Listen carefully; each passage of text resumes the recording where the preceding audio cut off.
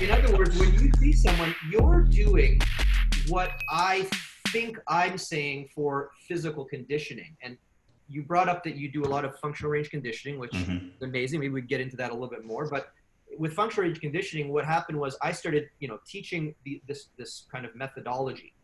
And then the methodology, after you teach it for a while, you start to realize that unless there's a system behind the method, then it's not self-perpetuating. Because anybody can run methods, right? Do this, don't do that. But methods are not inherently smart. Systems are inherently smart, where a system will give you the answer or help you figure out the answer, where it tells you the answer, right? Right. Now, you write a book, to some extent, you're telling someone what you think the answer is. But is it based on a system? And it seems to me like you're basing this on a system. That if I send you my mother and I say, you know what, I've been doing a carnivore diet with my mother and she seems significantly worse. It's not out of the realm of possibilities that you might eventually put her on a largely plant-based diet. Okay, so then there really is nothing to be mad at here other than to say research is interpreted as research is interpreted.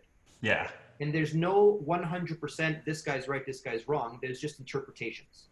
Yeah, and just kind of a funny story along that line. So my first book was definitely far more dogmatic. It was much more prescriptive, do A, then B, then C. And it was super successful. Like it sold nearly 1 million copies. That second book, Wired to Eat, is a far better book. It's just not even on the same level. And it's sold well, but it hasn't sold nearly as well. And it's not particularly dogmatic. It's this sorting process of like, let's try to figure out where you are. And then based off of where you are, we've got a couple of different logic trees that we can start moving our way down. And if we do this and things are good, then we'll keep going that way. If not, then we've got A, B, C off of that.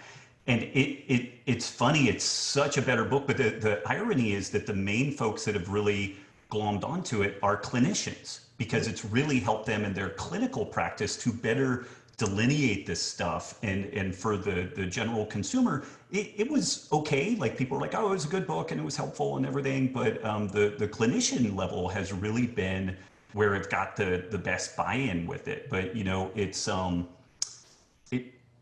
when you were talking, I was thinking a couple of different things. One of them is that we need these heuristics, these kind of simple messages to just get people moving in a direction. And I think that that's some of what that system type thing is. But then folks have a tendency to turn that heuristic and etch it into stone and turn it into religious doctrine.